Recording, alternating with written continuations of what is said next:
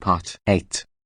Day 54, Tuesday morning. The journal was taken. It was under my pillow. Why didn't I wake up? Day 54, Tuesday afternoon. I didn't let Shy to go to school. I told her that Daddy wanted her to be home for a while. I didn't go to work. I just can't think of what to do next. I don't feel safe here anymore. Day 54, Tuesday evening. We have to move. There's no other choice. Manhattan seems nice. Canterlot seems nicer, but way more expensive. I'm sure there are better job markets anyway. There's got to be some job somewhere that needs an office drone or something. I told Shy we begin packing tomorrow, but I've already started tonight. It's not like I have a lot of things I care about. I don't even own a house. Plus, it saves on moving costs. Nothing I'm doing is getting Shy to smile. Good night, Joe. Thanks. Notebook. Day 55, Wednesday morning. Manhattan it is. It's closer to Cloudsdale, which has a great Pegasus school. Higher Pegasus population would mean better flight training for Shy. I can get us on a train, and I called a job service that it has a job lined up for me to begin working this weekend. We just need out of this town. I can't do this anymore. Day 55, Wednesday afternoon. I have tickets for tomorrow morning's train. It was the first ones I could get. It's done. Tomorrow, we're gone. The following is a condensed police report, made on Day 55, at 9:17 p.m. Police forces were sent to the home of Anonymous the Human in light of presented evidence of felony charges of foul abuse, sexual exploitation of a minor, and sexual assault of a minor, which was disclosed by source who chose to not disclose their name. The Human answered the door in an aggravated state. When asked to accompany teams to the station, he refused to comply. Anonymous disclosed his intent to leave the town of Ponyville and the team forcefully detained and arrested him. 2 officers were sent into the home to recover the filly, Fluttershy, who went missing just over a month ago. She was found on Anonymous's bed, tucked in for a nap. A baseball bat was observed next to the bed and was not moved. The filly was taken from the home from a black eye and refused to speak above a whisper. Her eyes were glued to the ground until we informed that we were taking her away from Anonymous. At this, she became distraught. Currently, Anonymous has been placed into holding and Fluttershy is being temporarily held at the orphanage that she was originally admitted to. This is the conclusion of Exhibit B. Evidence found in the case of Ponyville v. Anonymous the Human. The following is a voice transcript taken from a Ponyville police tape recorder on Day 55, at 11:32 p.m. Anonymous, you can't keep me here. I didn't do anything. Silence goes on. Sound of hoofsteps in room.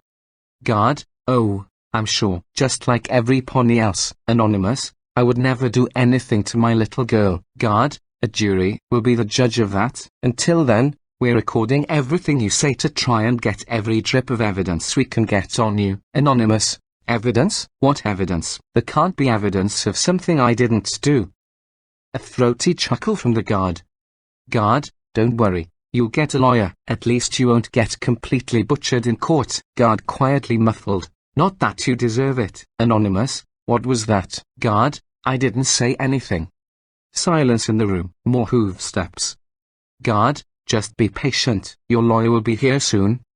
Silence in the room goes on for several minutes. The silence is only broken by a deep cough, likely from the guard, a quiet sniffle and quiet curse words. The following is a voice transcript taken from the tape recorder of Robin Wrong on Day 56, at 6:45 p.m. Robin, is this working? I hope so. The ruffling of fabric and quiet settling. Robin, okay, you can do this. Hoofsteps for roughly 2 minutes, then a door opening. Guard, looked who decided to show up. Robin, I'm here for my client. Guard, PSH, take him. I'm sure the town would do worse to him than what we're allowed to do in here. A pair of hoofsteps for 10 seconds, followed by a rustle of keys. Guard, your savior is here, Human. Silence. Robin, Anon, I was appointed to be your attorney. If you'd follow me, I think we should take a trip to my office and we can discuss how to proceed with your case. Anonymous quietly, all right. A cluster of footsteps and hoofsteps. Guard, sign this please. the scratches of pen on paper. Robin, all right, let's get you out of here. Hoofsteps accompanied with footsteps for several minutes. Robin, it sure is nice weather today, huh? Hoofsteps and footsteps continue. A clearing of the throat is heard. After a minute, a door is heard opening. Robin, step on in. We can get down to business. Anonymous, please. The door closes and a latch is heard clicking, assumed to be the locking of the door. Robin, first door on the left. Anonymous, this is your house. Robin, Ponyville doesn't do many trials. Silence. Footsteps, followed by hoofsteps. A door closes.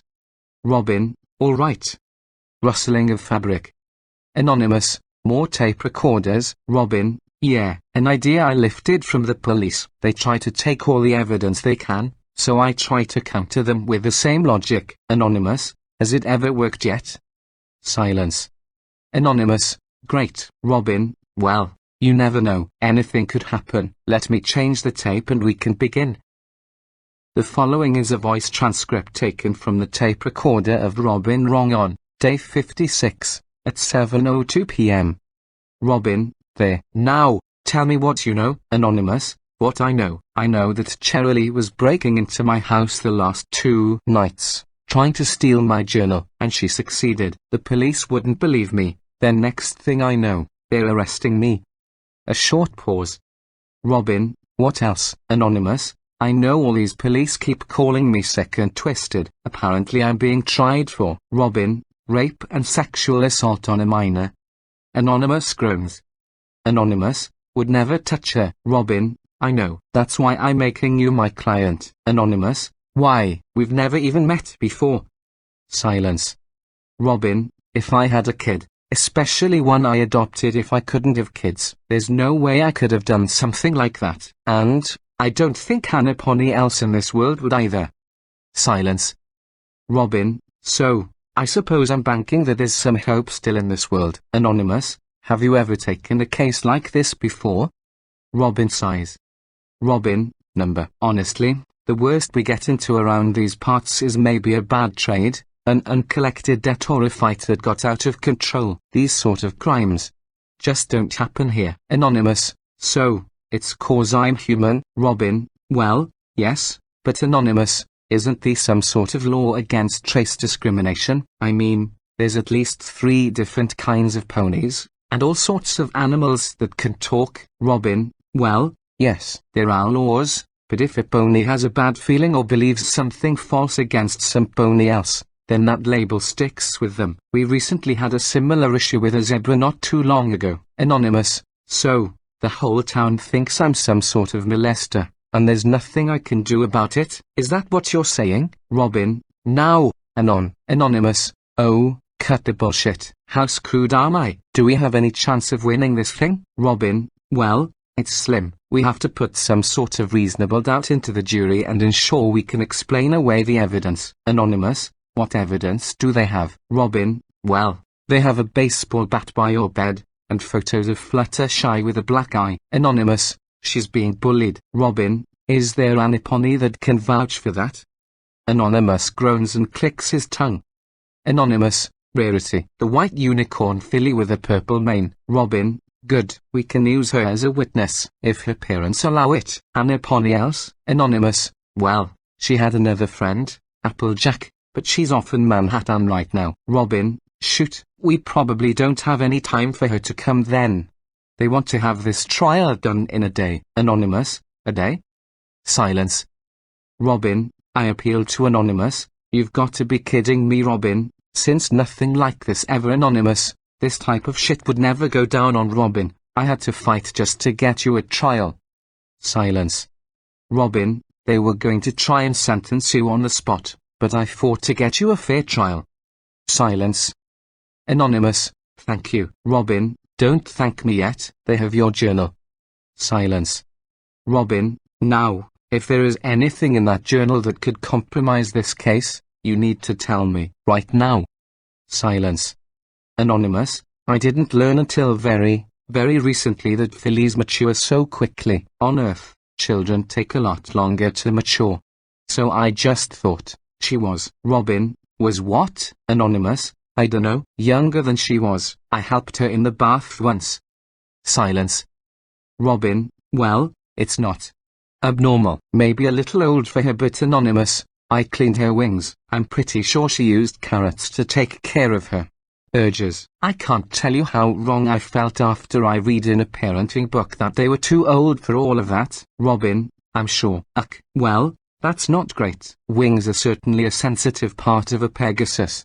But, did you touch or violate her? Anonymous, on my life, I swear. Number. I would never, ever touch or hurt her. Robin, good. Anything else I should know? Anonymous, she ran away once. A month ago, I think. Something like that. Yeah, I was on a date with Cherylee when that happened. Robin, a date with Cherylee. Anonymous, yeah, she's a long story. Robin, well, I need to hear it, if she's going to be testifying against you.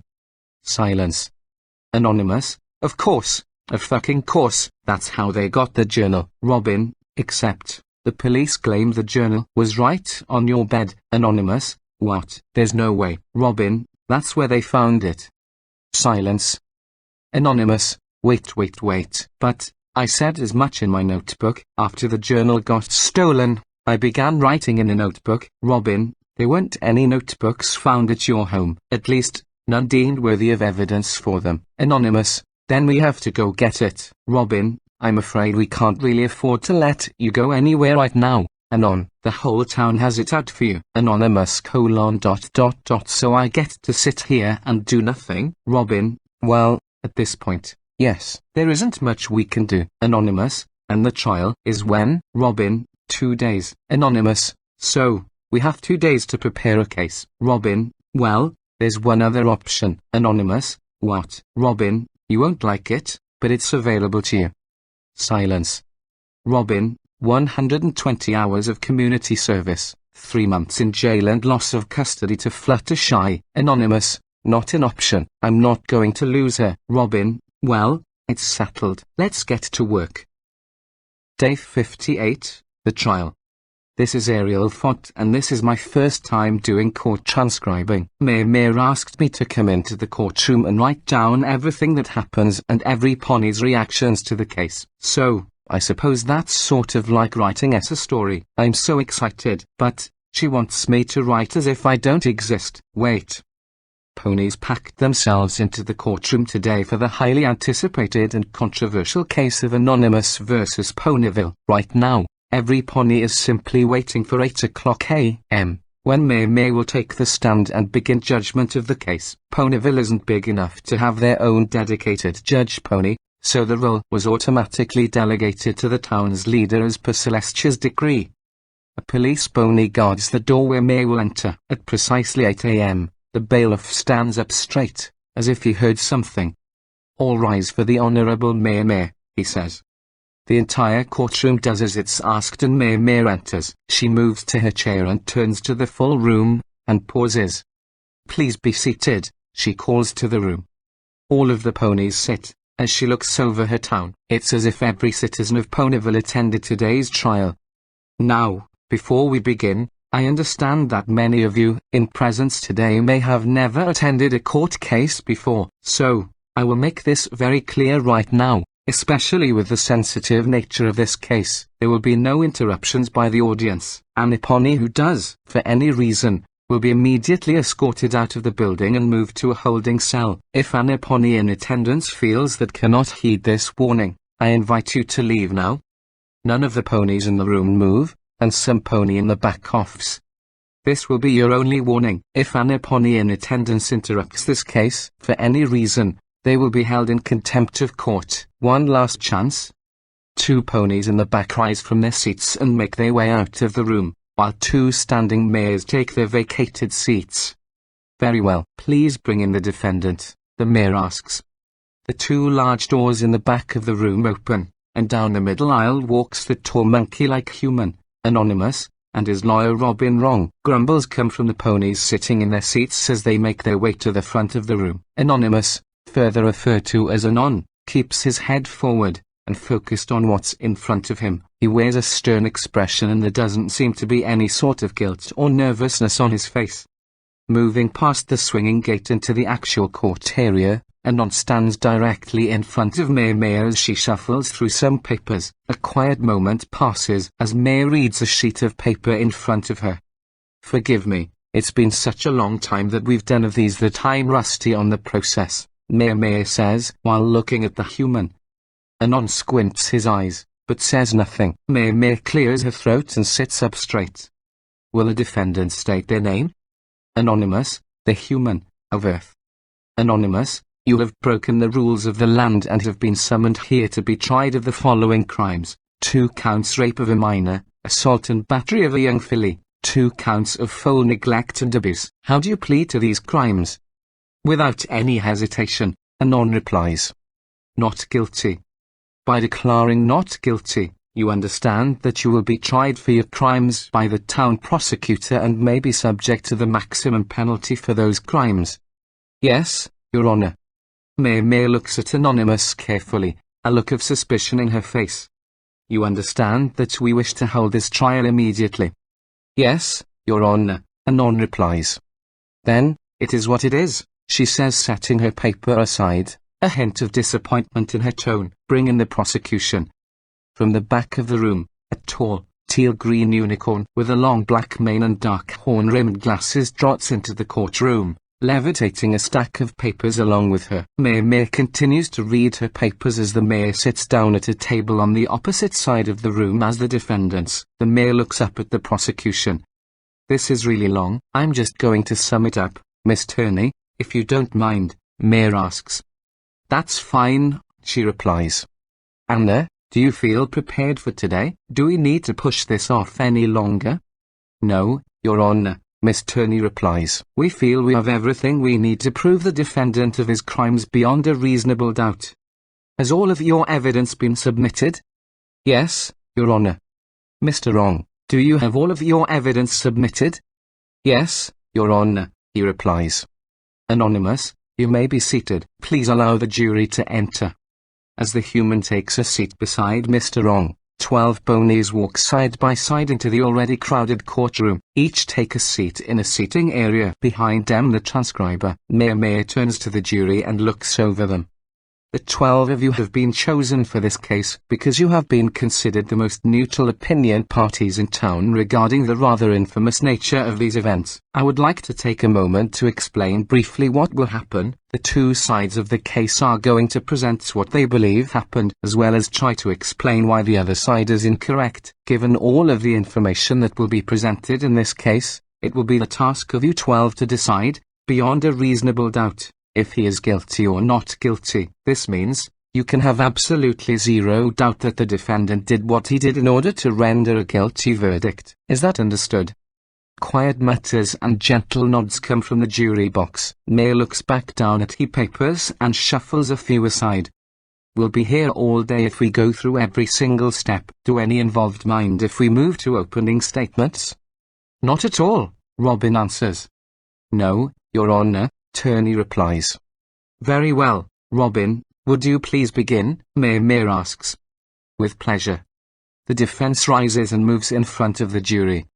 Ladies and gentle colts of the jury, the case that you will be observing today is of the utmost importance to parents everywhere. Almost every pony has the dream of having a little one someday. It's not because it's easy, but it's because it's fulfilling. Bringing life into the world and guiding it is one of the most rewarding experiences that exists. No pony should be at fault for wanting to partake in this part of the equestrian experience. The only thing that separates this case from the countless others is the fact that the accused is a human, a rarity in this world, possibly the only one. Had this been a griffin and a pony, no pony would have batted an eye. Had this been a donkey and a unicorn, no pony would have cared. But, for some reason, we stand here, scrutinizing every action that Anonymous has made. We've made stories, we've made rumors, but how much of it is fact, and how much of it is hearsay? Can you honestly tell me that every rumor you've ever heard is true?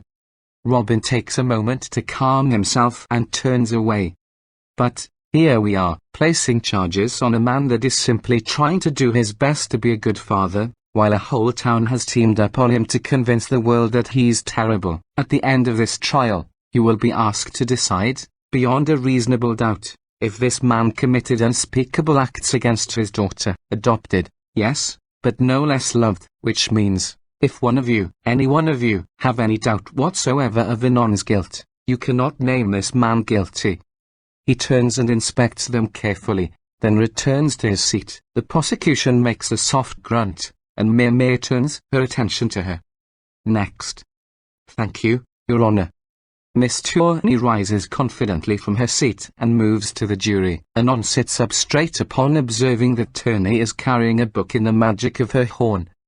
Ladies and gentle colts, I welcome you today to a decision that must not be taken lightly. Things will be discussed in this courtroom that will make those with weak stomachs queasy, and you will be asked to decide if the defendant did or did not do it. However, we are faced with a problem. Even with testimony and all of the witnesses in the world, a few tears and a well-crafted story can strike doubt in even the most open-minded juries. So, how are we able to examine what the real source of the truth is? Thus, I have in my grasp what we've called Exhibit A. This is the journal of the accused, which has been a written record of his actions since he adopted the victim, Fluttershy, who he considers his daughter. There are acts described in this journal that has made me lie awake at night and may continue to haunt me. If this human is allowed to go free, the defense will attempt to prove he is a kind man, a gentleman. However, let the written word be your proof. The decision is yours, but I hope you think carefully before letting a guilty man go free. Robin rises at the word guilty, but Mary holds a hoof up. Miss Turney, there is no proof presented yet that the accused is guilty. Oh, my mistake, Your Honor. Shall I rectify that? Turney says slyly. Mary looks over a few papers in front of her. Well, you are allowed to call witnesses first. You may call your first witness. Thank you, Your Honor. I would like to begin by calling the accused's neighbor to the stand, Miss Rosemary Flowers to the stand. Anon looks to his lawyer, and then back to the door where Mary entered. Through the door enters a light blue Pegasus mare with a light brown mane that extends down to her back. He trots carefully to the stand, while the bailiff holds up a book for her to swear over. Rosemary holds a hoof over it nervously. Do you swear to tell the truth, the whole truth, nothing but the truth, so help Celestia? Asks the mayor. I swear, she responds. The bailiff moves away and Anna moves towards her witness with a smile. Could you please state your name for the court? She asks. Rosemary Flowers. Thank you so much, Rosemary. Now, what is it that you do for a living? Well, I help out down at the flower shop. Roseluck, their daughter, has been a handful for the owners lately, so I applied for their part-time position. Anything outside that? Other than that, I retired a few years ago from the same flower shop and sold it to the current owners. I see. Thank you for that. Now then, today we've asked you here to discuss your neighbor, Anonymous. Tell us, how did you meet Anonymous for the first time? Well, when he first arrived in Equestria, he was quite a spectacle for the whole town. At first, we thought he was some sort of beast from the Everfree, but he turned out to be more docile than that. We were all concerned when he talked about consuming meat, but we seemed to chalk it up to being more akin to a griffin than a pony. Thank you for the history lesson, but I mean, more specifically, you personally. Oh, hey, sorry. Well, the first time I met Anonymous was later on his first day in Equestria. Mary gave him a house to rent out of, which happened to be directly next to my home. And how was your first impression of him? Well, he seemed a little shaken. I suppose if I was transported to another world, I would be too, but he didn't seem bad. You say, seem bad? Well, yes, Rosemary added, looking a little uncomfortable. Did things get worse? Well, not right at first. I noticed he seemed to say quite a large number of swears on a normal basis. He would also accidentally leave his windows open to his bedroom open quite often. I wasn't trying to snoop, but our windows just happened to line up. So, you were able to see into his room clearly? Yes, that's right. Was there anything in there that you saw? Rosemary shifts in her seat and sighs. He'd pleasure himself, quite often, multiple times a day. At one point, I went to his home and asked him to be more mindful of his own privacy, and it seemed to resolve it for a while. But, did you have the impression of him being a bad person? No, but but I did get the impression he was very unsatisfied. I suppose that's the most polite word. I see. Unsatisfied, a polite word for horny. I suppose so, yes. I see. Now then, how does Fluttershy come into the picture? Oh, well, one day, he comes to me and begins asking me all sorts of questions about the Ponyville orphanage. I answered all of the questions I could, and next thing I knew, he came home with a little yellow filly following behind him. I see. What was your impression of the filly? She was a very quiet and shy little thing, but she was so happy to be around him, I'm sure with great reason, if she was just adopted. Surely, what often wouldn't want to be adopted? M's attorney asks. Objection. This line of question is irrelevant, Your Honor, Robin states. Withdrawn, Your Honor. My mistake. The prosecution states, walking away from the witness. Tell me then, Rosemary, what happened a few weeks after Fluttershy entered Anon's home? Well, it was quiet at first. The two stayed inside quite a lot, or I simply missed them going in or out. I didn't really take the time to try to spy. It would have felt wrong if I did. But, one day, he comes to me asking if I would watch her for the night while he went on a date. I agreed and babysat her for the night. Was there anything odd that you noticed at night? Well, not really. Fluttershy was very, shy and quiet, but she loved to talk about animals. She could have spent the whole evening talking about animals if I allowed her to. She told me about Anon going on a date with Miss Cheryl and I did my best not to pry too deep. I see. Did anything else happen that night? I did find a carrot in Fluttershy's room as I began to put her to bed. I noticed it was covered in, fluids. What sort of fluids? Rosemary, be specific. Attorney drills. Rosemary looked to her hooves and looked back to the prosecution.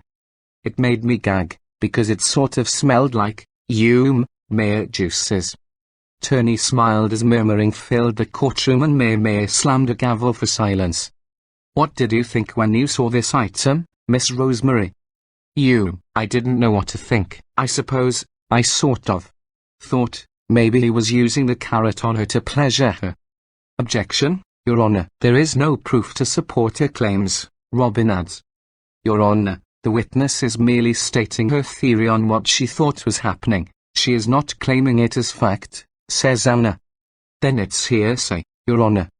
I'm going to allow this, Mr. Wrong. Please continue, Mayor answers. Thank you, Your Honor. Now then, did you notice anything else about Fluttershy later on? Attorney asks. Well, at first, she was the same bright, eager young filly that I saw on day one, but the last few weeks, she's been quiet, distant. I noticed she had a large bruise on her eye. She used to spend time with her friends a lot, but they stopped coming around. The poor little thing has just seemed sad. I wasn't sure what to do, so I called the police with what I thought. What did the police say? Asks Attorney. That they were already watching Anonymous and Fluttershy based on a few other calls they had, so they added my notes to their file, she adds. I see. Now then, I'll get blunt for my last question. Do you think Anon had been performing sexual acts with his daughter? Rosemary shifts in her seat and looks over to Anon. He gives her a stern look and his muscles are tense. I don't know. Yes, I think so. I mean, I don't know for sure, but I think so. I see. Thank you for your time, Miss Flowers. Attorney returns to her table and sits down, wearing an expression of pride and triumph. Robin looks from her to Mayor. Would you care to cross-examine the witness, Mr. Wrong? Her Honor asks. Yes, Your Honor, he says, rising to his hooves. He trots to the witness, wearing a wide smile. Miss Flowers, I have just a few small questions, so I'm going to do my very best to keep it as brief as possible for you. First, I wanted to go back to the topic of the carrot, if you don't mind. Sure. Now, did you ever see Anonymous use this carrot on Fluttershy? Well, no. Did you ever see Anonymous ever do anything to Fluttershy? Even though he had serious problems with closing his blinds, and you had a direct view into his bedroom? Yes. Not once did you see them perform any sort of sexual act together? I did not. I see. Thank you for clarifying that for me. Now then, I wanted to also touch back on the rest of that evening. What happened after you put Fluttershy to bed? Well, I went back home. I figured I'd check on her in a few hours. Did you? Well, no. What happened? Well, I woke up a few hours later to a knock on my door. It was Anon, who began screaming at me that his child was missing. So, she ran away while under your care? Yes. Rosemary looks to the floor and sighs. I made a terrible mistake. I never had any children of my own, and I'm still sorry about it. I'm very thankful that Anon forgave me. So, you lost Anonymous's daughter, and he still found it in his heart to forgive you? Yes. And you believe that sort of person would rape his own daughter? Well, I. Silence fills the courtroom. Answer the question. Objection, badgering the witness, calls Miss Turney. Withdrawn, no further questions, Your Honor, he says, walking back to his seat. Rosemary looks from Anon to the prosecution, then to the judge. You're free to go for now, Rosemary. Thank you for your time, May says. And no problem, she says weakly. Rosemary steps down from the platform and exits the same way she entered. A few quiet minutes pass through the room as ponies shift in their seats and Anon whispers a few things to Robin. Had to be harsh was about the only few things that was heard from Robin in response. Miss Turney rose to her hooves and brought her attention back to the judge. The prosecution would like to call their next witness. You may proceed, Miss Turney, May replies. The prosecution would like to call Miss Cherylee to the stand.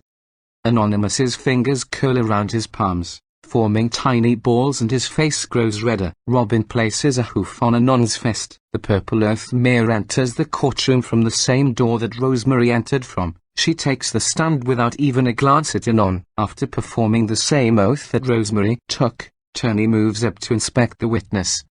Would you please state your name for the court? Miss Cherylee, she replies. Is that your full name? Yes, she replies tersely.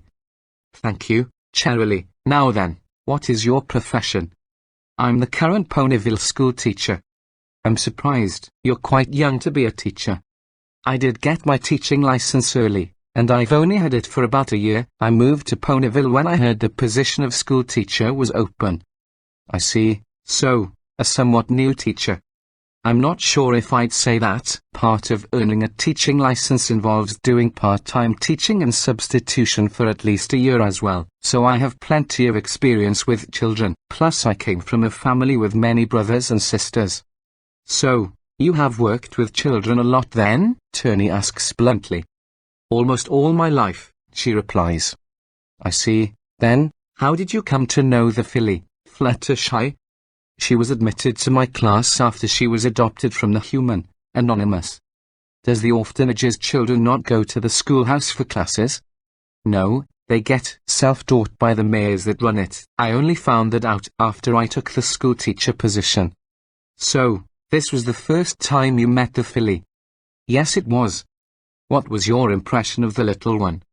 She was very, very shy, but very bright. She loved to read and knew all the answers, but wouldn't participate in class. I tried calling on her involuntarily a few times, but she would only stutter and hide her head. Did this change as she got to know the students? It's funny you mention that. After a conversation with Anonymous, who asked if I could get her more integrated with the students and help her learn to make friends, she became quite friendly with Applejack, the Apple family's filly. The two became friendly then? Yes, very much. The two were nearly inseparable. It boosted Fluttershy's confidence. Her grades went up. She wasn't being picked on by the other students. She was just so much happier. That's really warming to hear, Turney said. What happened as time went by? Well, it was peculiar. One of the other fillies of the school joined them, Rarity, and the three began to all plan their first sleepover. Sounds normal for children. Yes, they would be having it at Fluttershy's home, Anonymous's home. What happened after that? Well, after that, the three began to drift apart. Their friendship seemed to hit a bit of a rough tide, especially after the school field trip. Applejack asked me several times what Manhattan was like, and Rarity wouldn't even interact with them. I had just assumed at first that something happened at the sleepover that hurt their friendship, but after Applejack began to ask about moving away, I began to think it was more than that. Wait, are you saying that something at the sleepover caused a change in the fillies? Definitely, without a doubt. At very least, Fluttershy became quiet, even more quiet than usual. Her grades began slipping very quickly. Her friends left her completely alone and she didn't want to interact with any pony. I was very worried. Well, did you do anything about this? Well, I called the police. The police, isn't that quite a large step? Well, I didn't think so, and I'll explain why. I did a lot of my substitute teaching in some of the rougher parts of Manhattan, and all of these signs were usually cases of foal abuse. And, well, based on my previous interactions with Anonymous, I had my suspicions. Suspicions?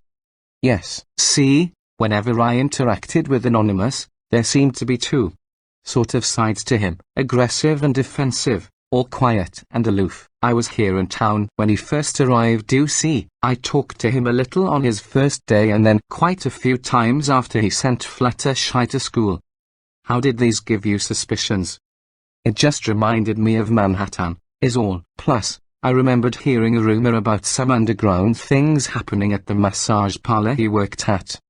Objection. Speculation, Your Honor, Robin calls. Your Honor, this is relevant to Anonymous's character, showing capability to perform the acts. This can be considered an expert witness, Attorney replies. Overruled. The prosecution may continue, the judge answers. Was there anything else that struck you as odd, Miss Cherylee? Attorney continues. Yes, actually, before calling the police, I tried to approach Anonymous directly about Fluttershy's recent changes. Why did you do this? Couldn't it have been dangerous if he really was abusive? Yes, it could have been dangerous, but I was more worried about Fluttershy, honestly. I didn't want to see her get hurt. When I approached him, he was having his neighbor give Fluttershy a flying lesson. Could you point out this neighbor, if they are here today?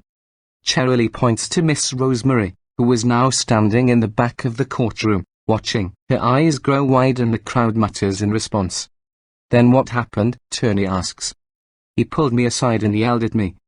I see. Did he threaten you? Nothing I couldn't handle. I see. Well, thank you so much for your time. No further questions, Your Honor. Maya turns her head to Robin and nods her head. Robin rises to his hooves and looks to Cherylee, whose expression is serious and stern. That's quite a lot to take in, Miss Cherylee. Quite a lot of deduction based on past professional experience there. It's rare we get quite such a helpful witness for either side of a case. I just care about the children, she replies. I'd do it for any pony. I see. Then I'll make my questions quick. You mentioned meeting Anonymous on the first day he arrived in Ponyville. That's correct. Then, did you interact with him at all after that day and before he enrolled Fluttershy? Cherylee sighs, but her expression remains serious. Yes. How so? I attended the spa once a week, every week, most weeks. I even had him as my masseuse. I'm sure the records they would have a more accurate number than I do. That's quite a lot. Did you develop feelings for him? Yes, we even dated for a short period of time. Well, thank you. You saved me a few questions. When was this? I think, Fluttershy's second week of school, around that time. Well, isn't that sweet? So, what tore the two of you apart? He decided he couldn't be a good father and a good boyfriend at the same time, so he called it off. I see. That must have hurt. It did, he answered, her voice wavering. Did you keep going to the massage parlor? He asked. Yes, I did. It was a mistake. I made the mistake of trying to keep it all together. He quit his job because I wouldn't leave him alone. I got the picture. I felt guilty, extremely guilty, so I decided I wouldn't interact with him anymore. I was going to keep my distance and just do my job as a teacher. I had to keep my personal life and professional life separate. I see. Now, I have one last question. Were you able to keep those lives separate? Silence in the courtroom. What do you mean? She asks. Well, it's quite simple. You're mad at Anon, feel the need for revenge, So you make things harder at school for Fluttershy. You did mention that their friendships began falling apart right around the time you held a class field trip to Manhattan. Cherylee stares at the stallion intently, her brow furrowing. Then, he continues, with no friends to protect her, perhaps some bullies begin to pick on Fluttershy while you aren't looking. Or, maybe you are looking, but you look the other way. Are you accusing me of taking revenge at Anon, through Fluttershy? Cherylee asks. Your Honor, objections up the wall, Tony interjects. Wrong, you better have a damn good reason, or else I'm going to have to ask all of this be struck from the record. Do you have any proof to back this claim up? The mayor asks. Why, yes, Your Honor, if it would please the court to cross-examine the evidence taken from Anonymous's house, the bat, and examine the forensics taken to Fluttershy's eye. If you compare them, you'll notice the bat is much larger in diameter than the bruising on Fluttershy's face. It's much more akin to the size of, say, a hoof. Robin asks. Objection. The size of the bruising on Fluttershy's face also matches the size of Anonymous's closed hand. This line of question is going nowhere, Tony replies. Sustained. Do you have any other questions to the witness, Robin? The defense looks at the judge in shock, then back to Anonymous, and then back to Cherylee. I would never, ever take revenge at a child's parent, by hurting their child. That stands against every single principle I have as an educator, Cherylee says. Robin opens his mouth, then closes it and turns away. No further questions, he says with a sigh. He sits down beside Anon, and looks to him with a weak expression. I'm sorry, he says quietly. The sound of papers shifts through the room as Mayor looks to an attorney. Would you like a moment for recess, or would you like to call your final witness? Mayor asks. I'm not getting any younger, she replies. I'd like to get this done as soon as possible.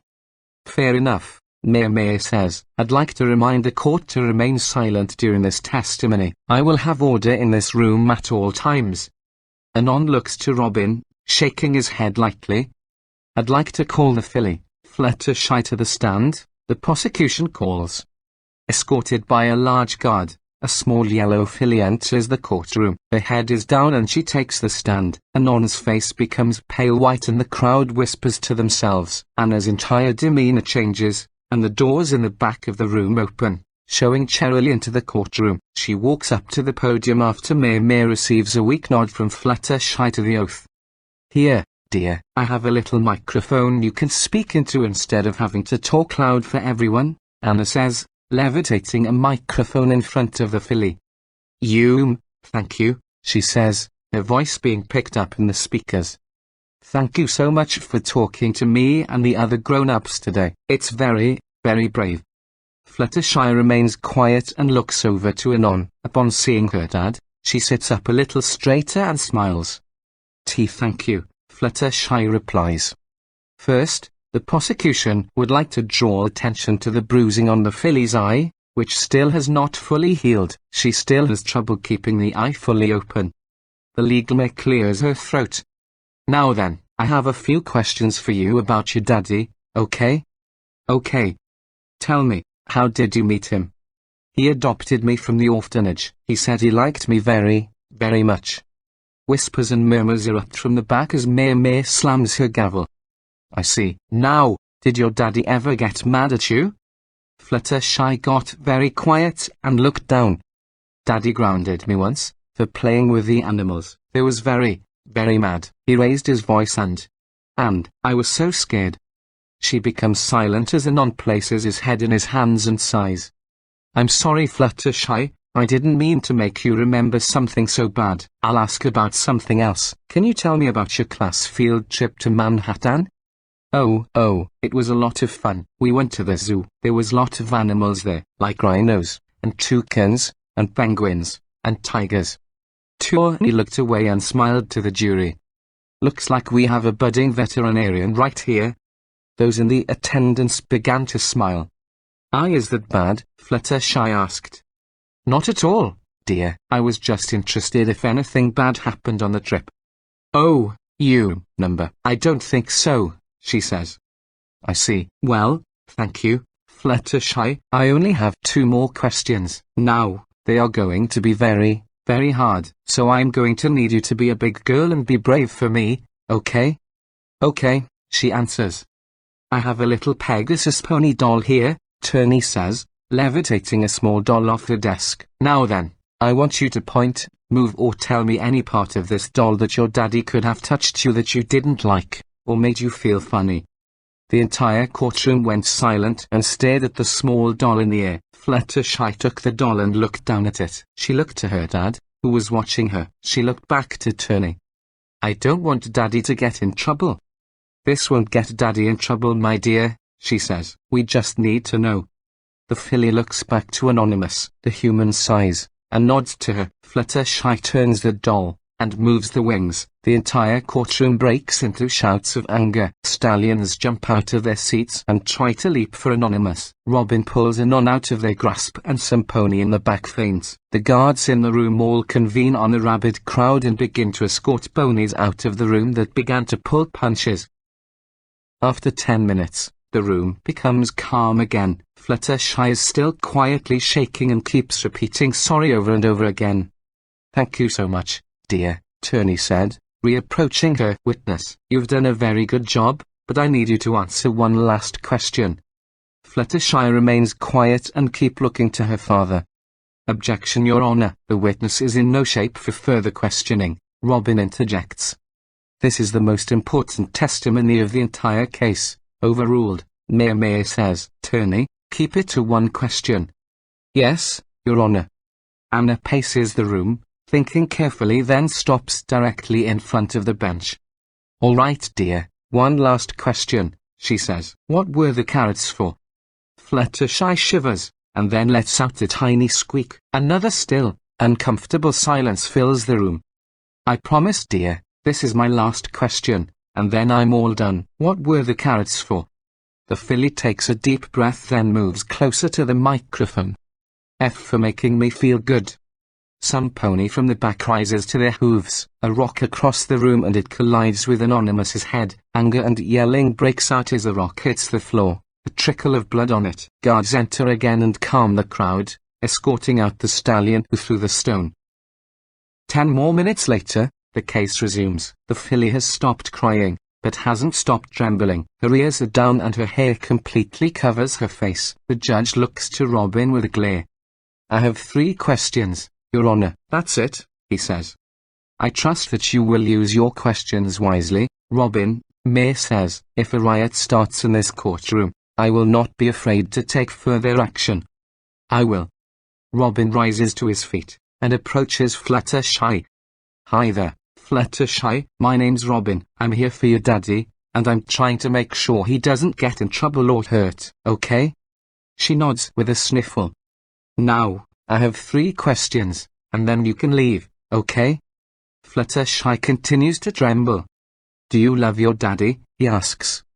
She sits up straighter and the trembling weakens. Why yes, very much, very, very much. She smiles and her ears begin to become more relaxed. He's the best daddy in the whole world, she says. Has your daddy ever hurt you? He asks. No, never. I've never seen him hurt anything, not even flies, except, there was once he killed a spider, but, I got mad, so we don't kill spiders anymore. Anon chuckles and smiles, wiping a tear from his face. Yep, he says under his breath. Do you want to keep living with your daddy? Robin asks. Very much, she says with a smile. It's been lonely back at the orphanage. I like sleepovers, but I want to go home now. Robin smiles and steps away. There we go. I'm happy to see that you're feeling better now, Fluttershy. No more questions. The stallion returns to his table and sits down with a smile on his face as Fluttershy descends the stairs and waves at Anonymous on the way out. Bye, Daddy. Bye, sweetheart, Anonymous chokes back, waving. Once the filly leaves, the prosecution stands. I have no further witnesses to call, Your Honor, she says. All right then, Mayor says. If it pleases the defense, I believe should break for lunch. Your Honor, with all due respect, we would like to call our first witness. Mayor groans. Fine, one witness. Thank you, Robin says, rising to his hooves. The defense would like to call Granny Smith of the Apple family to the stand. Silence fills the courtroom. A guard comes out of the door where all of the witnesses have walked out of so far and approaches Meh. He mutters to her a few sentences and she nods. She will not be able to testify due to a family obligation, says Meh. What? Robin yells. The audience erupts into mutterings and chatter as the mayor calls for order. She is not able to be called at this time, and this needs resolution today. You may either postpone for another day or continue with your short witness list. Robin sits down, rubbing his head. Anon rises from his seat, catching the judge's attention. Excuse me, Your Honor, why is she unavailable? The mayor smiles. She's picking up her granddaughter from the Manhattan train, says Applejack. Was feeling homesick and wanted to come home. I see, thank you, Anon says, and retakes his seat. May the defense call for a recess with this recent development? Robin asks. I'll grant the motion. I need to stretch my hooves anyway. We will call for a 30-minute recess. With the bang of a gavel, the recess begins. Has the defense come to a decision? Meh asks, after reconvening. Yes, Your Honor, we would like to proceed. The point of the testimony of Granny Smith was to display Anonymous's character. I see, she replies. Then, you may call your next witness. We'd like to call our last witness, Anonymous the human. The crowd of ponies erupts into chatter and discussion. Meh brings down the gavel, but even her shouts are not enough to quiet the ponies in the room. Guards move into the crowd and begin to ask those in attendance to be quiet and be seated. I will evacuate this courtroom if I need to. I will not warn this room one more time. Anonymous rises to his feet and takes the stand. Sweat forms on his forehead as one pony from the back yells monster and is escorted out. He ascends the stand and sits down. The bailiff approaches him with the book, and he swears his oath. Robin approaches Anon with a serious look, and takes a deep breath. Please state your name for the record, he says. Anonymous. He pauses. The human, I guess. Thank you, Robin says. Now then, I'm going to ask you about specific events and specific times, so I'd like you to do your best to fill the gaps in between, but try to keep it short. All right, Anon says. Tell me about your first day in Equestria. Well, I sorta just appeared. I don't remember much before that point, but when I arrived there were just so many ponies. I was immediately brought to City Hall where I met the mayor. I got a house and a job. Then, that's pretty much it. I met a lot of ponies. All right, summarize the events up until you decided to adopt Fluttershy. Well, I think that's kinda the point of why I adopted her. There was a whole lot of nothing. I worked, came home, read books, went to bed, then repeated it. I was a bit of a hermit, so I decided to adopt a filly. I figured I could at least try to make someone's life here a little better while I'm here. So, you adopted a filly to try to make a child's life better? Yes. Not as a measure for personal fulfillment? Well, I won't deny that wasn't a factor. I wanted to feel like I was doing something with my life, but I feel like everyone would want that. True. I don't blame you. I just want to make sure everyone here hears the whole truth, Robin says. Now then, tell me about Cherylee.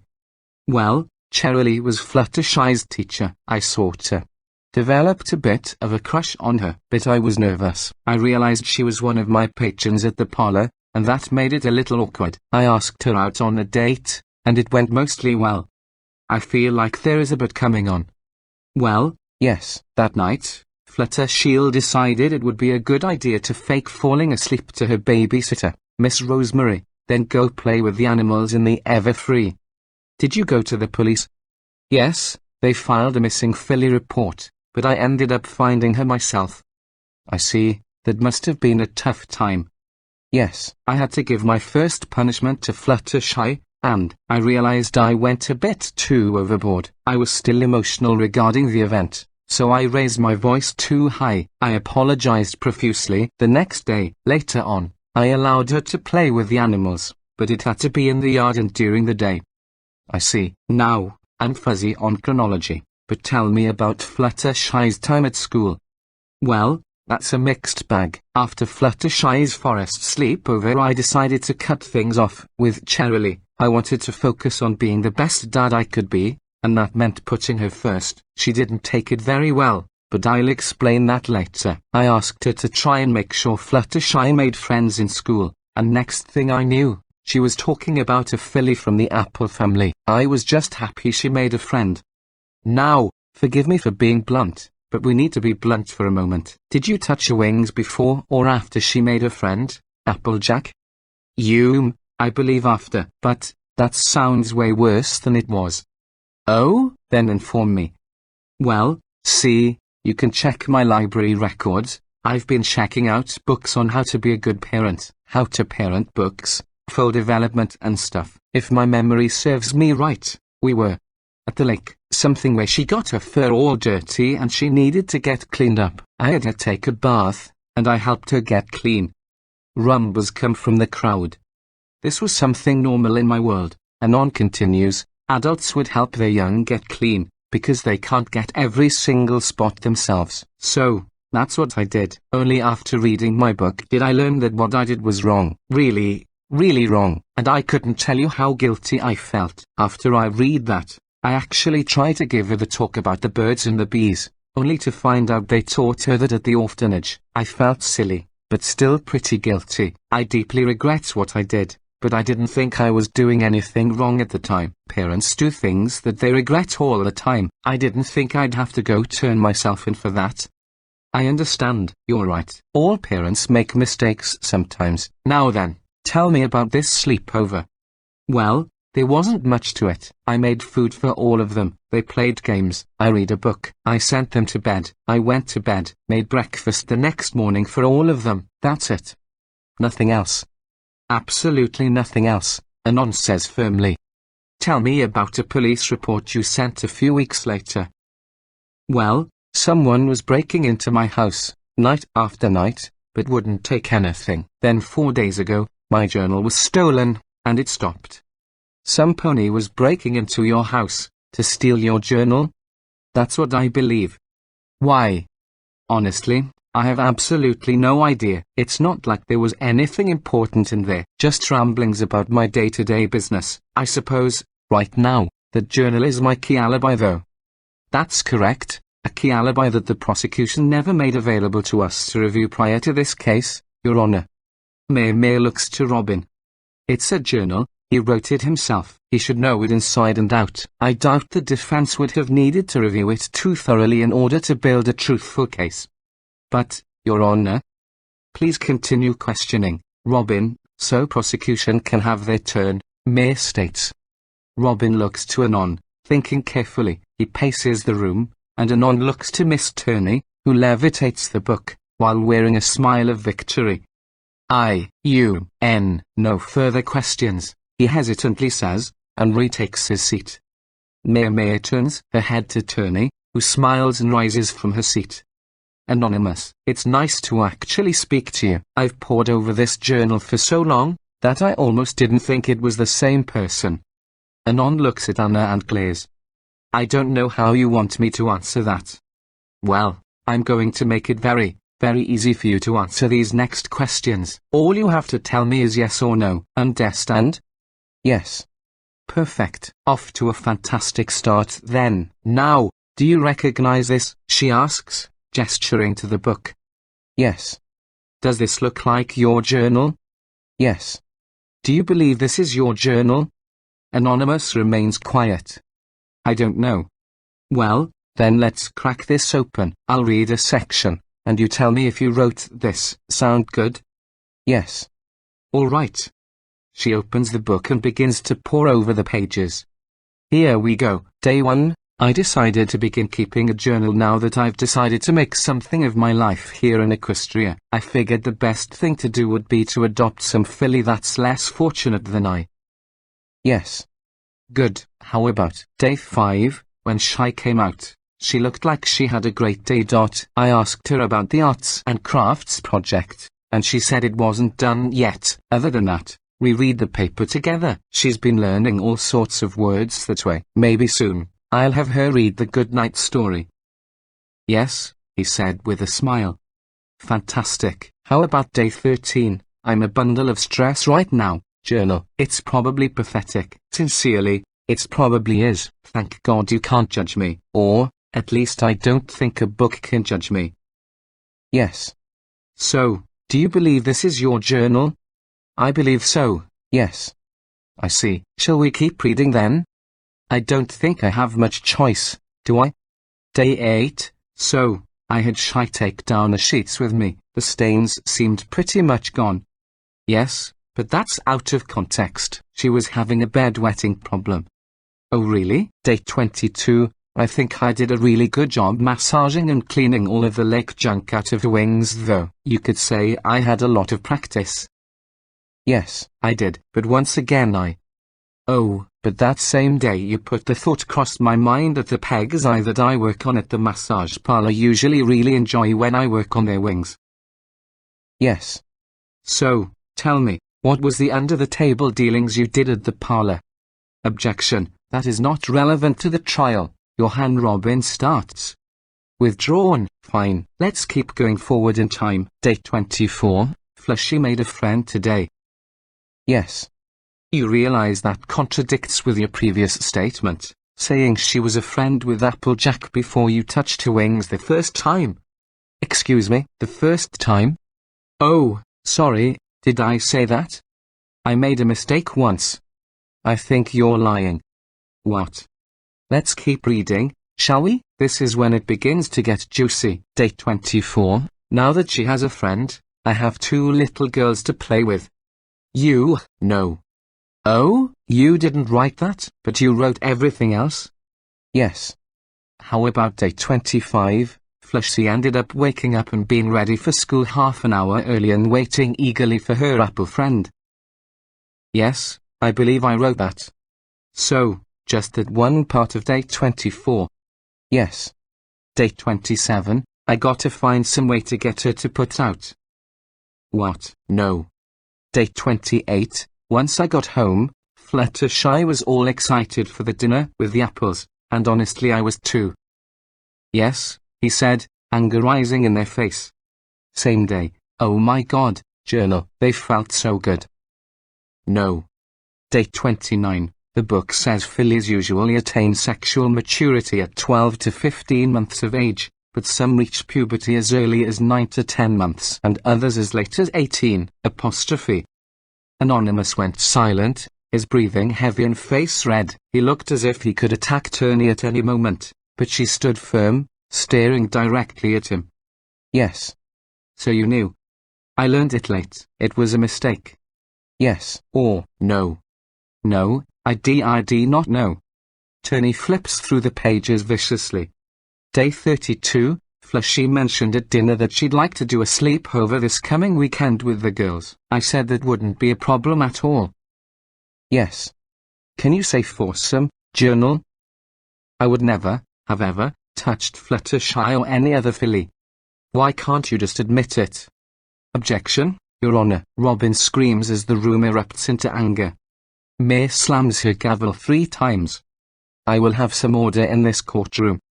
Turney and Anonymous stare each other down as she flips towards the back of the book. Day 52, Fluttershy is depressed and reclusive. She doesn't even want to play with her animal friends. The filly isn't even talking to Angel. We're going to sleep in the same bed tonight.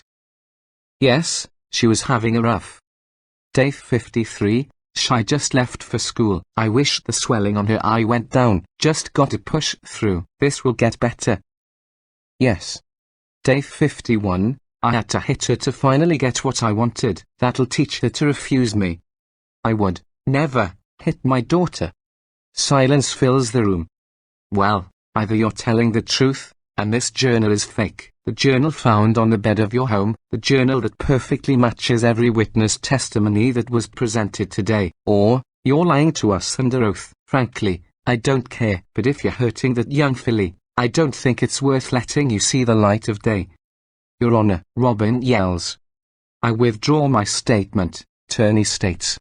I would never hurt my daughter. Only silence replies to Anonymous. I would never hurt Fluttershy. Ponies in the audience look away from him. I'd like to request a recess, calls Mr. Wrong. Anonymous hangs his head in his hands as he stares at the ground. He continues to mutter his last words over and over. Meh sighs and looks over the courtroom of ponies who looks as if they may snap at any given moment. I'm going to grant that request. We will recess for 1/2 hour. Meh brings down her gavel and Anon immediately rises from his seat. Robin moves to get in Anon's way, but he tries to push past him. He gives to the human what looks like maybe a tape recorder, which he snatches from Robin's hoof as he pushes past him. Anon storms out of the courtroom, letting the doors swing behind him. The time is 1:47 and the recess has ended, as all of the ponies re-enter the room. Anon and Robin sit politely at their desk, Anon with his hands in his lap, and Robin staring down at his tape recorder. The bailiff asks all ponies to rise as Meh returns to her chair and instructs every pony to sit down. Meh looks to the defendants with an expression of exhaustion. The defense has not registered any other witnesses or evidence to present. I believe, since this is the case, we may move to closing statements. Your Honor, I do have one last piece of evidence, Robin replies, standing up. Objection, cries the prosecution. We were not made aware of this evidence prior to trial, Your Honor. We have not prepared for. Meh raises a hoof to Miss Turney and looks back to Robin. Mr. Wrong, the last time that you pulled this stunt, the evidence was completely irrelevant and you still lost your case, the Mayor said. I realize, Your Honor. Do you remember what I warned you? She asked. If I wasted your time anymore with irrelevant evidence or publicity stunts, that I would no longer be able to do law in Ponyville. Then you do. Good. Then, if I allow you to do this, then you realize the risk. Wrong sighs and looks down to his tape recorder, then looks back to the judge. Yes, Your Honor. Well, I have no idea how this case could be changed in any way, since all of the evidence fits to the prosecution's case, but I'll let you have your last chance. Go on, make it quick. Robin moves to the center of the courtroom and looks to the jury. Ladies and gentle colts of the jury, if you've watched me during these proceedings, you'll notice that I've been fiddling with my tape recorder the whole case. I have a bit of a fascination for the recorded medium. It's extremely hard to fake. It's even harder to create in a short period of time. This tape I'm about to play for you was on record for the first 20 minutes of recess. I asked my client to take it with him as he traveled outside to calm himself during recess. I'm going to play this tape for you, and I would like for the guards to ensure that no pony leaves the courtroom while this is being played. Robin presses the play button. A full transcript of the recording will be added and amended to audience reactions at a later date. The following is a voice transcript taken from the tape recorder of Robin Wrong on Day 58, at 1:17 p.m. The click for the beginning of a new recording is heard. Robin, I'd like to request a recess. Mumbles are heard in the background for a few moments. Meh, I'm going to grant that request. We will recess for 1/2 hour. A gavel pounds. Robin, Anon, come here. Anonymous, leave me alone. Robin, listen to me, this isn't over. Anonymous, listen, I just need a few minutes to gather my bearings. Silence, except for court muttering.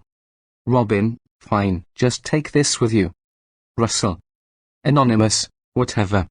Rustle and sounds of fabric, footsteps, a door creaking, and then more footsteps. The murmur of the courtroom quiets. Another creak of a door, and then the chirping of birds. Anonymous takes a deep breath, but continues walking. Anonymous, fuck. A few seconds pass. Anonymous, goddammit.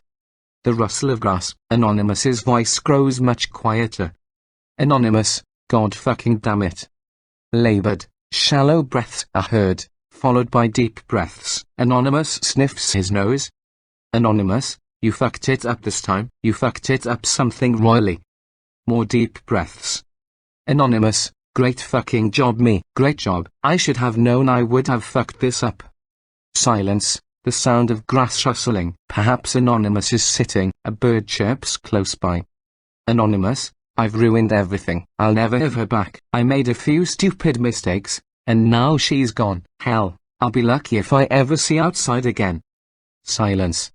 Anonymous, right when I thought I was beginning to get the hang of it, 2. I thought I might actually be cut out to be a dad, and now look at all this. A sigh. Anonymous, what do I even do? Silence, a quiet rustle of grass. The jury and all parties in the courtroom remain still and silent. A pin could be dropped in the room, and all could hear it with ease. Well, if you really want options, I can give you one. Prolonged silence. Anonymous, what do you want? To be fair, you're actually great with kids. Anonymous, what the fuck do you want? Charily, there's no need to be rude. Anonymous, especially to the pony who can make all of this go away. Murmurs fill the courtroom as eyes scan the room and line up on the schoolteacher, who sits in the front row. Charily, oh please, don't tell me you haven't added it up yet. Anonymous, you stole my diary, and replaced it with a different one. Charily, it's true. Anonymous, how did you copy my handwriting? Charily, helping little ponies practice their handwriting every day makes it easy to mimic other handwriting styles. All I needed was a story that the town would believe. Anonymous, then where's the original? Charily, somewhere safe, somewhere I can get it easily. If I turn that in, it sure makes the police look silly now, doesn't it? It almost looks as if they planted evidence, which would render the case invalid. Silence. Anonymous, what do you want? Charily, oh, Anon. Please don't tell me you're being serious. Silence. Charily sighs. Charily, the same thing I wanted from the beginning, the only thing I ever wanted since you moved in. The first time I finally saw the ability to take it was when you adopted that filly. You? Silence. Charily, can't you see how much I've tried to do for you? Anon, I helped your daughter make friends. I gave her good grades. I made her belong. I boosted her confidence. I did this all for you. Even when you pushed me away, I tried to do this for you to show how faithful and loyal I can be. I proved my love for you. Anon. Silence. Charily, of course, when you pushed me away again, I had to show you just how much I've done for you. I taught the apple filly about Manhattan and her family's past. She became obsessed with the idea, just like all fillies do at that age. Then, I filled Rarity with ideas of fashion, high society and jewels. I knew that Fluttershy wouldn't share the same enjoyment, but I still took her to a zoo, just for you. Anon. Silence. Charily, but I already knew what would happen. The inseparable trio got into a fight. The Applejack left and Rarity couldn't bear not being popular. So then your little filly was all alone again. After calling on her a few times in class when I knew she didn't have the answer, that confidence was gone too. Not enough to be irreparable, but enough to question herself. Enough for the other students to question her. The last thing to do was to send a fake letter to the apples saying that Applejack wanted to come back home. Anonymous, you used my daughter to attack me. Charily, not attack, my love. Remind. Anonymous, remind me of how much of a psycho you are. Charily, I'm going to pretend you didn't say that, for your sake. Silence. Charily, so, don't tell me you aren't curious. Silence. Charily, I can make all of this go away, you know, I can make this disappear. You can have your daughter back. Silence. Charily, you have to ask. Anon. Silence. Charily, well in that case Anonymous, what? Charily, ask politely, my love. Anonymous growls under his breath. Anonymous, what do I have to do? Silence. Anonymous, honorable. Charily, see, now was it so hard? Silence.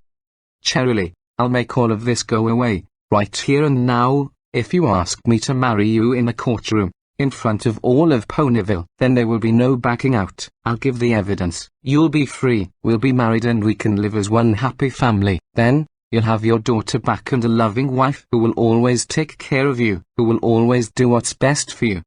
Silence. Charily, it's just 4 words. Anon. Silence.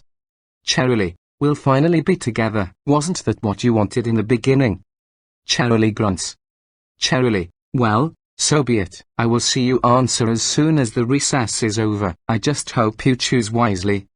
Grass rustles as hoof steps trot off into the distance. A nearby bird chirps as a call is sounded for 10 remaining minutes to the recess. Anonymous chokes for air and sniffles. A dragging sound is heard on the tape, then a clunk. Anonymous. Silence. Anonymous, oh God, the tape, oh God. Anonymous chuckles.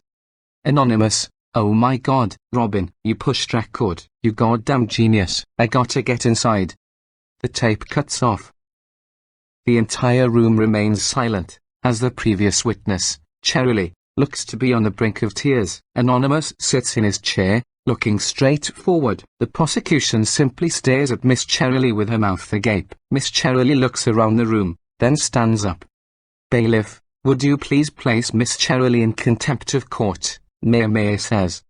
The school teacher steps out into the main aisle of the courtroom and looks back to the entrance doors. She takes a step back, but stops as the official gallops towards her. Cherylee looks back at Anon, tears in her eyes, as the bailiff grabs one of her hooves and pulls her towards the door where Mayor was brought in. The prosecution looks down at her papers and flips through them, scattering them on her table and placing a hoove to her face. Once the door closes, marking the exit of Cherylee and the bailiff, Mayor clears her throat.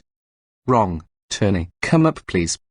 The two rise and approach the bench. A few words are exchanged and a large smile grows on Wrong's face. With a nod from Mayor, the two return their tables and Robin places a hoof on Anon's shoulder. An attorney stands and looks to Mayor. Your Honor, the town of Ponyville would like to drop all charges on the defendant. Clearly there has been a tampering of evidence and a large number of misconceptions regarding the character of the accused. Mayor leans forward in her chair and smiles.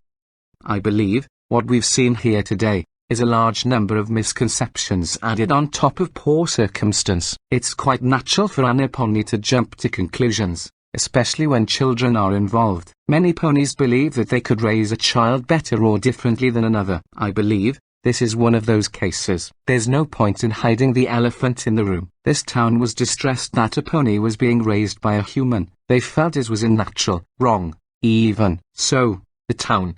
We've looked for every opportunity to prove that Anonymous was not cut out to be a father. We've seen that the concerns we've witnessed and observed as a town have been a case of making stories, exaggerated rumors and jumping to conclusions. Mayor clears her throat as a few ponies in the back lower their heads.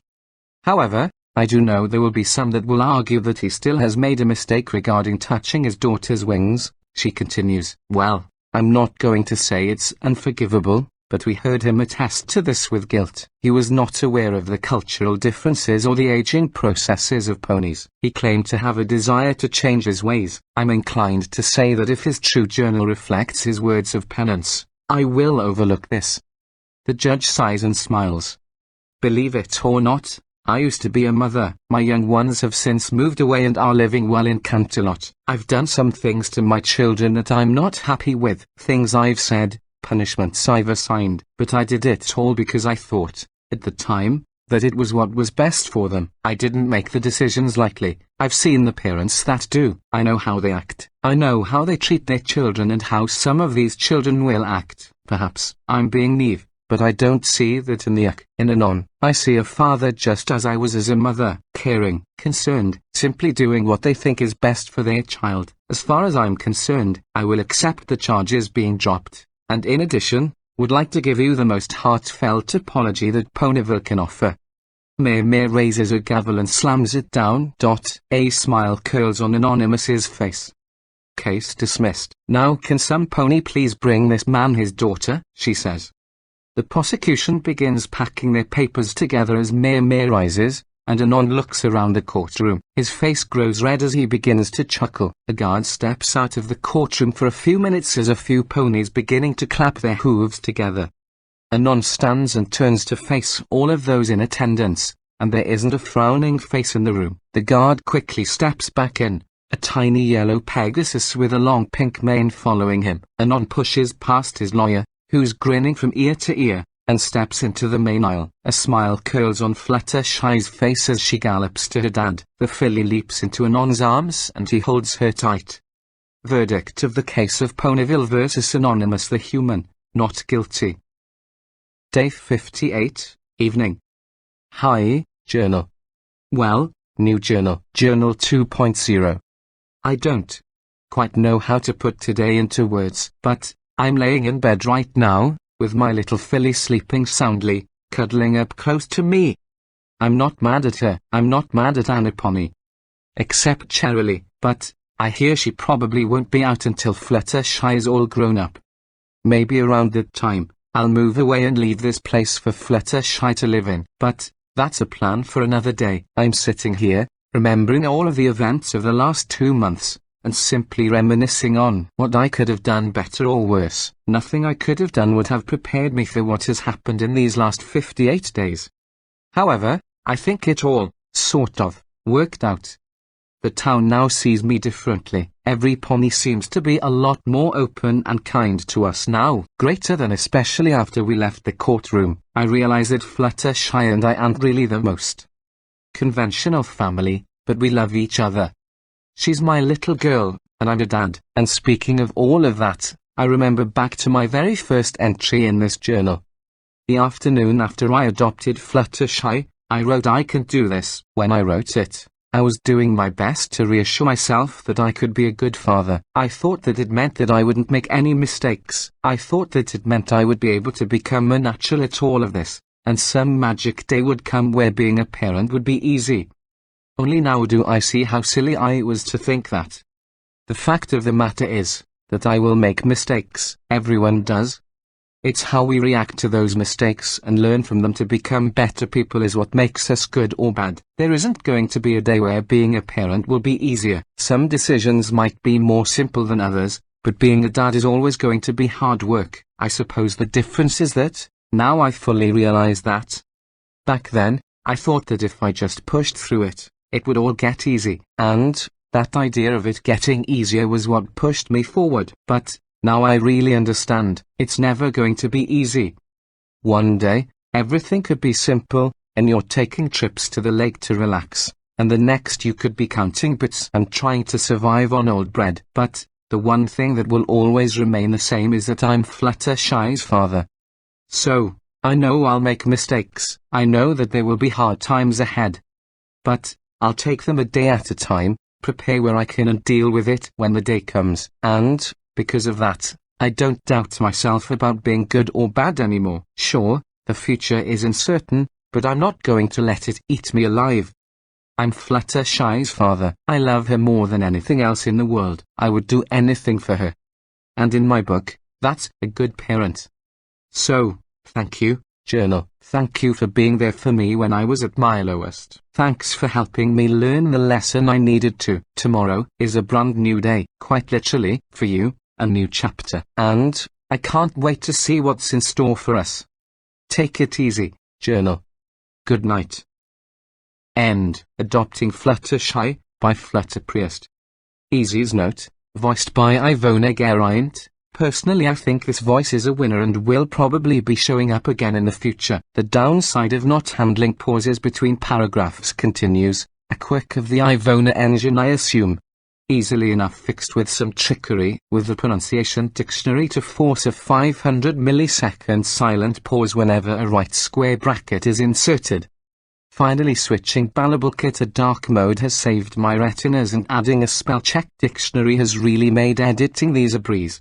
Between downloading the text, adding pauses, spell checking it and adjusting pronunciations for names, this whole fic was an audio file in less than 2 hours. I'm expecting rendering these videos and uploading to YouTube to take just as long again. That is the primary reason why I only render these videos out at 360p. For example, the first 30-something chapters of the time loops would take about 25 minutes per hour to render, plus another 15 minutes or so for YouTube to do both started definition and high definition formatting. Seeing as I listen to these primarily as an audiobook at 140p, I figure rendering high def is frankly wasteful of energy and storage space. Also drops rendering time to 2.5 minutes per hour. I wasn't expecting this story to head into the courtroom, but as a complete coincidence I have a Cherylie Grimdark and a Phoenix Wright crossover story in my to-do list. Talk to you all again in the next one.